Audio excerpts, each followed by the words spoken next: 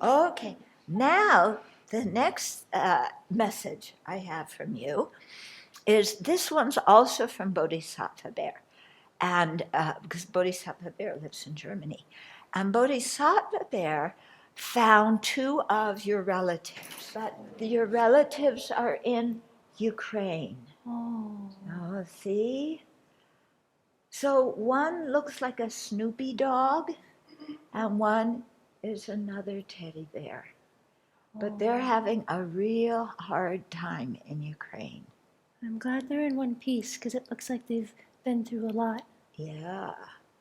And so Bodhisattva Bear wanted me to teach you how to make prayers for your relatives in Ukraine. Yeah. Yeah.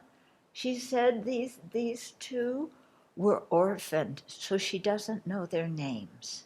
Oh, so like, they don't have parents anymore? Yeah. Their parents died in the war.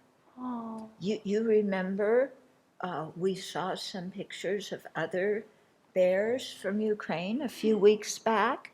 Yeah. Yeah. So like that. Oh. It's quite sad. And last week, over 100 children in Ukraine were killed. Wow. Yeah, I don't know how many bears among them. Yeah, please teach me how to Okay. work with that and how to help support all those who are being harmed and killed in Ukraine because my heart really goes out to them, but I'm so far away. I just don't know what I can do. Yeah. Yeah, we're all far away. We all want to help. Yeah. One thing we can do is make donations. Yeah, that will go. I have honey. Yeah, I've seen so many bears in Ukraine because we have the one over there that's looking at that went that fled at the beginning, and its nose is pressed against the train, looking out. And we have the other one that's draped over a windowsill because a bomb or a rocket, a missile hit their house. Yeah. So the one thing when somebody is hurt or somebody dies, we have to put the attention on them, not on how bad we feel because we're missing them. Because if we only think of ourselves and how bad we're missing them, then we're involved in ourselves and we can't help them. It sounds like a kind of spiral where I could just get so involved with myself and then kind of get really depressed and overwhelmed and just feel, this helpless feeling. Yeah, yeah. So that's why you have to keep your attention on the person for whom you have compassion. Okay? So your focus is on the people who are suffering. Mm-hmm. And the bears that are suffering. You sit up so straight during teachings. That's very good. Yeah. Some of the people here can teach you how to take a nap during teaching. I've seen people can be good at sleeping sitting up here. Yeah. I never saw that before. Yeah. So, yeah. So we think of the people who are suffering, and we wish them well. Okay, and we wish them to be free not only of the present suffering, like being in that kind of really difficult situation, like your relatives are in there. So we wish them not only to be free from that and to have a nice, comfortable bed and nice children around them to hug them and plenty of food and so we wish them the things of this life, but we especially wish them to be free of samsara. Okay? And not just be free of samsara like it goes poof, because to be free of samsara, you have to stop the causes of samsara. Seems to take a lot of work. Yeah, it's a lot of work, but it bears a good result. Yeah. And we can get to know the links too. We can what? We can get to know the links. Yes. They can join us as we bear the fruit Yeah. of Yeah. the Yeah. breaking The 12 through. links will come and help you. Yeah. Yeah. I wonder how the 12 links are. I hope that they're okay, that no hunters got them or anything like that. So we have to wish them to be free of the causes of suffering, the causes of all these unsatisfactory experiences, which are ignorance, attachment, and anger. Okay, so to counteract ignorance, we have to generate the wisdom that knows how things really exist. Yeah. And then we also have to counteract clinging attachment. You know what attachment is? Kind of like how my fur is attached to my skin. Yeah, but you're attached to some other bear or some other possession that you don't want to be separated from. Yeah, like honey. Oh, oh yeah.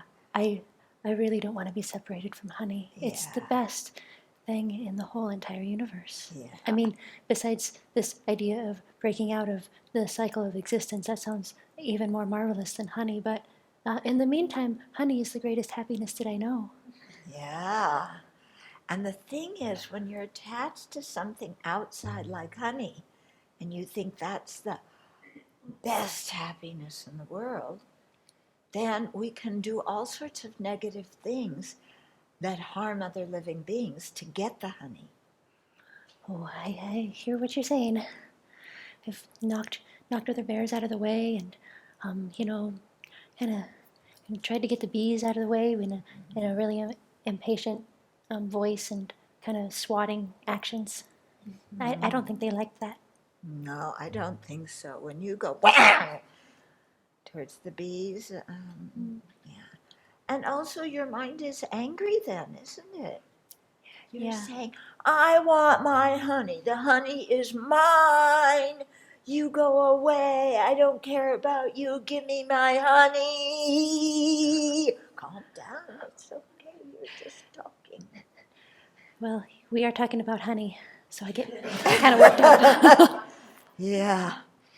So you gotta kind of give up the clinging and craving for honey, because that keeps your mind really stuck. It not only are your fingers stuck in the honey, but your mind is stuck in the honey too. Yeah. Yeah, I can get kind of obsessed, and there's just no room for other stuff. Sometimes it makes it hard to meditate because I sit down and all I want is honey, and so it's hard to focus on thinking of the Buddha and other virtuous things because all I want is Yeah. honey. Yeah. You cross your legs, you put your palms together, and then you visualize honey everywhere and yourself in the middle of all the honey. And then you think of other bears coming to get it, and then you get angry. It's So you have mine. ignorance, attachment, then when you can't get what you want, anger. Anger at the other bears. Then there's not enough honey, so you get mad at the bees for not making more. Yeah. So you get, do you see how attachment and anger make you upset, Buddha Bear? I never thought about it like that. I always actually thought that honey made me happy, but now I see more clearly that honey kind of just really stimulates all these runaround kind of emotions that lead me to do harmful things towards others. Yeah, yeah. So when we're praying for others to be free of suffering, we want them also to be free of ignorance, anger, and attachment. Because just as those three poisons keep your mind going round and around in confusion, they keep other people's minds going around and around. That just keeps the cycle of existence going round and around too. Okay? So what we want to do is purify. Oh, Yeah. And so making prostrations to the Buddha is one way to purify. But chanting the Buddha's name is another way to purify. really? Yeah. You know, I do love to chant. Yes, I know. And which Buddha's name do you like to chant? Well, I'm most familiar with Amitofo, and I do Yeah. really love the Nama Amitofo. Yeah. And I was recently looking at a picture of a Tibetan painting in Thangka, and I noticed that Amitabha Buddha is the same color as my shirt. Yeah. Maybe that's part of the connection. I think so. I think so. Maybe Amitabha blessed the shirt and then sent it to you. Oh, that would be amazing. Yeah. But if he blessed it, then you have to wear it with a virtuous mind. Yeah, you can't wear it with a mind that says, look, I have a special shirt from Amitabha. Okay, Okay, I'll so try. can't be conceited about it, Not even in my mind. not even in your mind. Oh, I guess that would come out in my words and actions probably if it was in my mind. Yeah. And sometime if somebody else who's very poor, if another bear comes along and his fur looks like your relative there, it's all dirty and burnt and everything, then you may want to give your relative your shirt. Oh, yeah, because then I could kind of pass on the blessings and the good vibrations that are Yeah. in the shirt, and maybe all the positive potential I've gained by meditating. I mean, I sweat sometimes, and so maybe it collects in the shirt, and maybe that's helpful. Yeah, yeah. Okay.